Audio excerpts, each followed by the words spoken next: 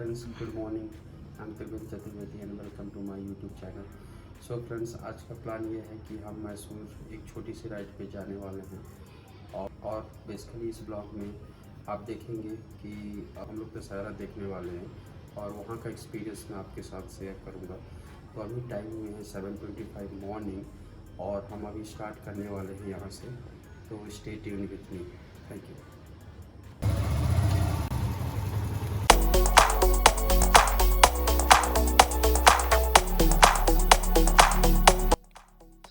जैसा कि आप देख रहे हैं, वीडियो का टाइटल कहता है कि हम सबसे खूबसूरत त्यौहार दशहरा देखने के लिए मैसूर की ओर बढ़ रहे हैं।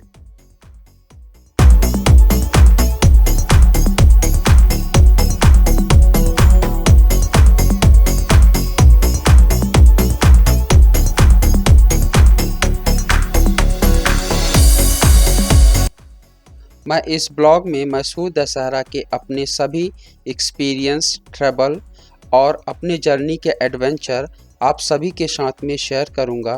कृपया इस वीडियो को देखें और एंजॉय करें।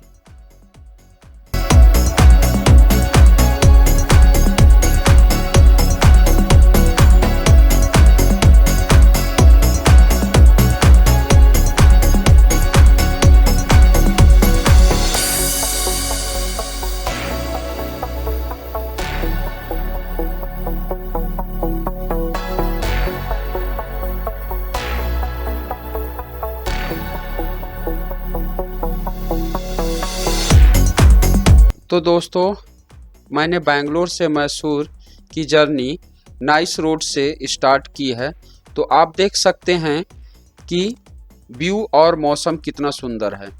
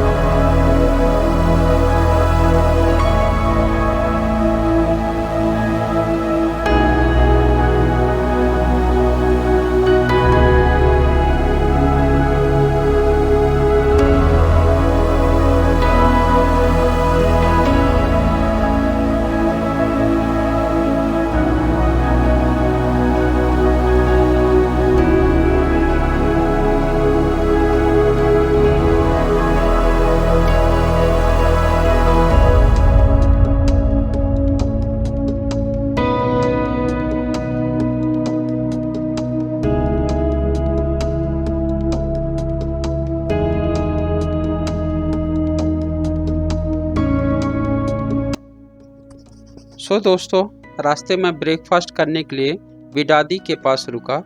मैंने डोसा, बड़ा और कॉफ़ी ऑर्डर किया।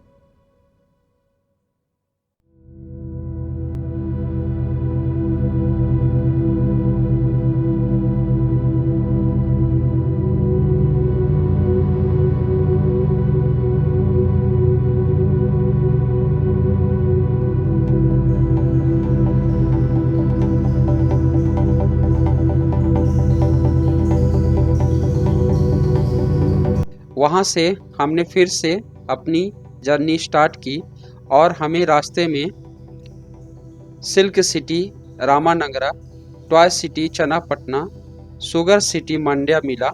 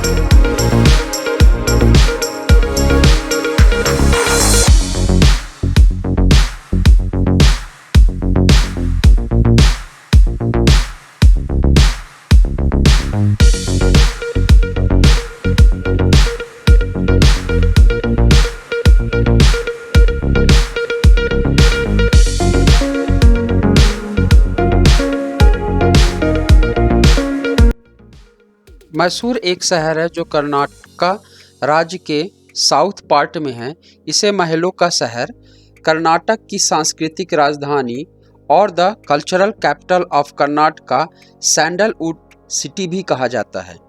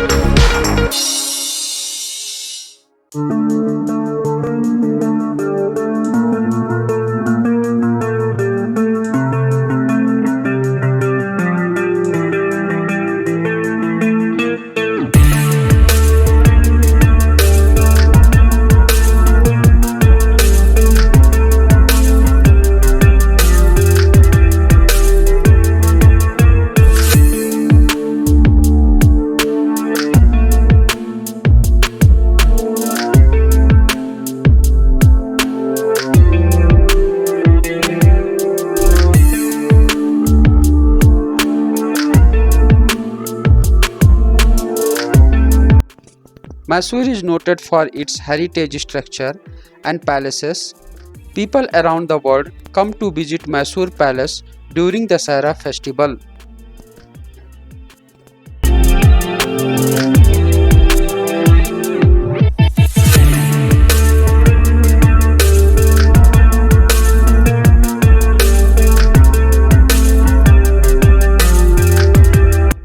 Mysore Palace is one of the breathtaking architecture of Mysore.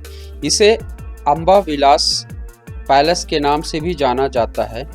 यह मैसूर के रॉयल फैमिली का पूर्व महल है और अभी भी उनका ऑफिशियल निवास है। मैसूर महल 1912 में वोडेयार डायनेस्टी के 24th रूलर के लिए बनाया गया था और इसे देश के सबसे बड़े महलों में गिना जाता है।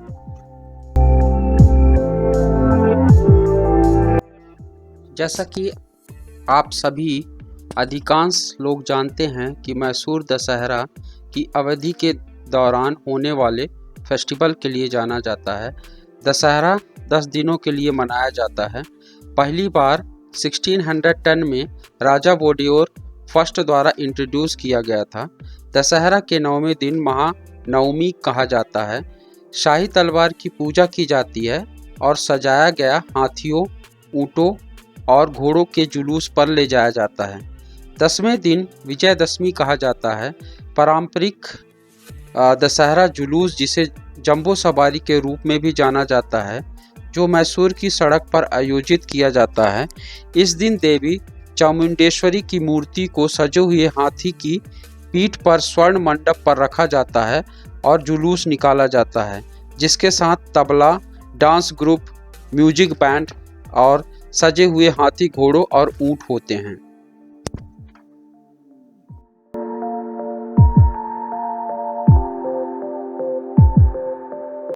यह जुलूस मैसूर महल से शुरू होकर बन्नी मंटप्पा तक जाता है, जहां बन्नी पेड़ की पूजा की जाती है।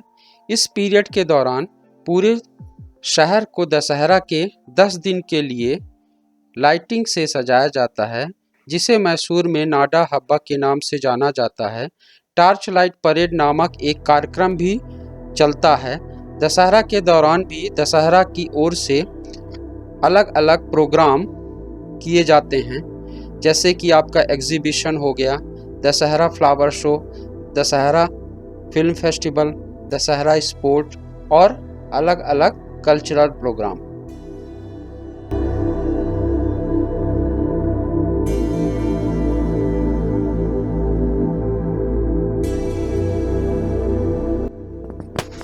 क्योंकि यह पैंडेमिक सिचुएशन था, इसलिए इस वर्ष महल के अंदर जुलूस निकाला गया और जनता को महल के अंदर जाने की अनुमति नहीं थी। साथ ही दशहरा एग्जीबिशन का आयोजन भी नहीं किया गया था। कल्चरल प्रोग्राम के लिए सिर्फ 500 व्यक्तियों की ही अनुमति दी गई थी, जिसकी वजह से मैंने बाहर से ही महल की खूबसूरती को कैद करने की कोशिश की।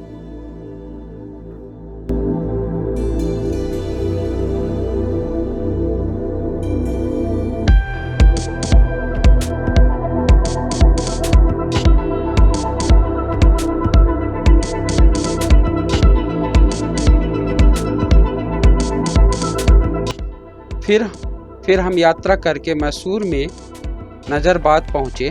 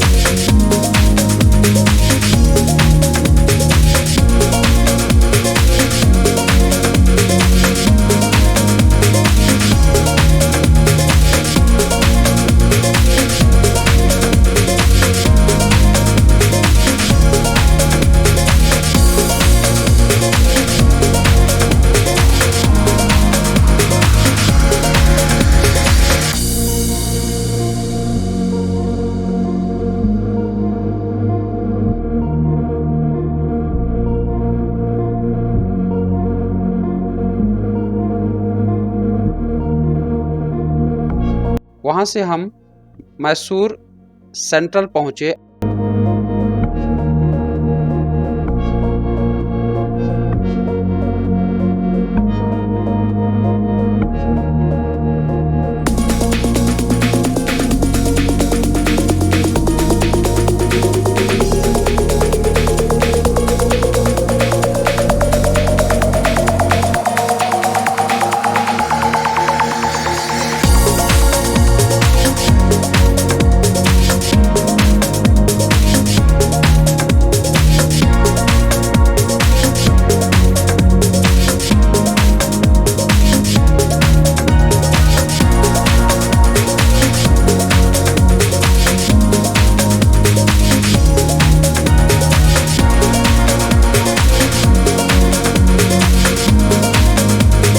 और होटल चेक इन किया, होटल रूपा में, जो कि 2.7 किलोमीटर है मैसूर पैलेस से।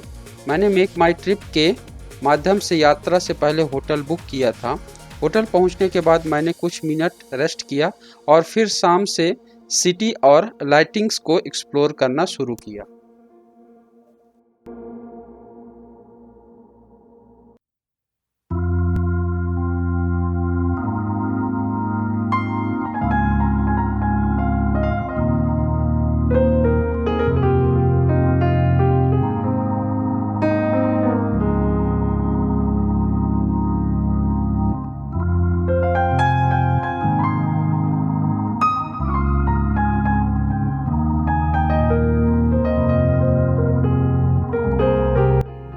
शाम के 6:30 बज चुके थे जब मैं मैसूर सर्कल में पहुंचा और पूरी तरह से लोगों की भीड़ थी जो कि लाइटिंग्स देखने के लिए बेसब्री से इंतज़ार कर रहे थे। और कुछ मिनटों के बाद लाइटिंग शुरू हो गई और आप भी इस सुंदरता को देख सकते हैं।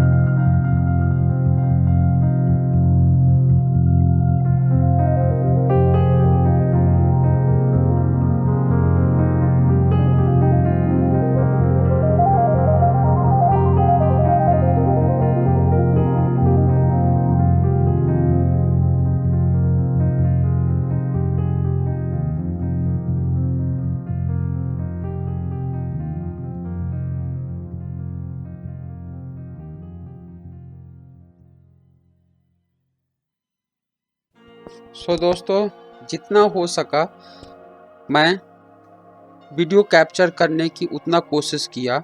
और पैलेस की लाइटिंग हमेशा 7 बजे शाम को शुरू होती है, तब तक हमें पैलेस के पास वेट करना होता है। लेकिन जब हम थे तो इतनी तेज़ बारिश शुरू हो गई थी कि सभी लोगों को उस जगह की तलाश में जाना पड़ा जहां वे बारिश से छुटकारा पाने के लिए खड़े हो सकें। मुझे लगता है कि मेरी तरह दशहरा देखने के लिए मैसूर आया होगा, उसने अनुभव किया होगा। 3 घंटे से लगातार बारिश हो रही थी और सड़क पूरी तरह पानी से भर गया था और मुझे पैलेस छोड़ना पड़ा क्योंकि मैं पहले से ही पूरी तरह भीग गया था और बारिश बंद नहीं हो रही थी।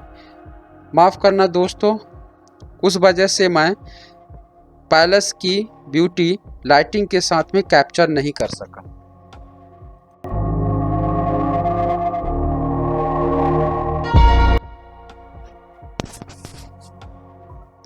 वहाँ से किसी तरह हम वापस होटल आ गए और फिर होटल में ही रात का खाना ऑर्डर किया और पूरे दिन थकने के बाद में हमने रेस्ट करने का फ़ैसला लिया। तो दोस्तों, अगर आपको ये वीडियो पसंद आया हो तो वीडियो को लाइक कीजिए, कमेंट बॉक्स में कमेंट कीजिए और चैनल्स को सब्सक्राइब कीजिए। Thank you.